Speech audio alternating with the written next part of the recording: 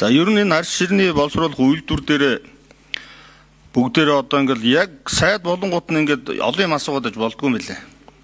Бүгдээрээ л одоо хийн хэрэгжүүлэн болгоно бүтээн гэдэг болохоор явцын донд бол одоо энийг бол манай байнгын орооноос удаа дараа шаардлагатай бол газар дээр нь хамт үзээд ингэж одоо явах хэрэгтэй гэж ингэж бол ойлгоод байгаа. Тэгээ энэ бүс нөхцөл боломжийг бас сайд олгож өгөөрэй гэж нэгдүгээр хэлэх байна. Хоёрдугаарт одоо энэ орон нутагт ингээ ажиллаад хахад энэ нөгөө таач одоо малчтын сайд болцсон шүү дээ.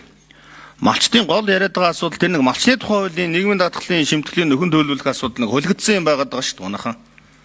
26 оны 1 сарын 1-нд нөгөөх нь өчнгөө болцсон. Тэгээ энийг одоо тэр нийгэм хамгааллын яамны сайттай одоо ярилцж энийг бол одоо хийх ёстой шүү гэдгийг бол заавал хэлмээр байна. Хоёрдугаарт нь шинэ оршоон дээр дахиад нэг нэмэлт мэдээлэл өгөх.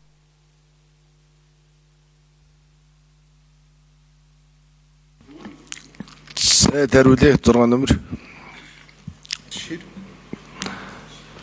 5 номер хариулах юм уу? Сайд хариулъя.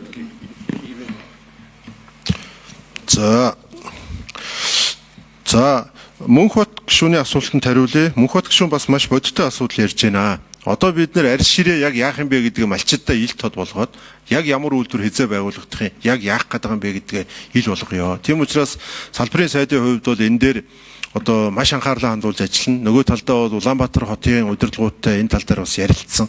Эмээлтийн энэ одоо үйлдвэр бол ганцхан Улаанбаатарын ажил биш, энэ Монголын малчтын асуудал байгаа учраас хамтраад ажиллая. Газар дээр нь очиж танилцъя гэсэн. Тэгээ байгаль орчны байнгын хорооны хүн сүдэн аж ахуйн байнгын хорооныхонтойгоо бүгдээрээ хамтраад энэ одоо төслийг урагшлуулахын төлөө бас хамтдаа зүтгэя. Энэ бол одоо малчтын орлоготой шууд холбоотой асуудал учраас Мөнхбат одоо гишүүний одоо саналыг бол дэмжиж байна гэж ингэж хэлье. За хоёрдугаарт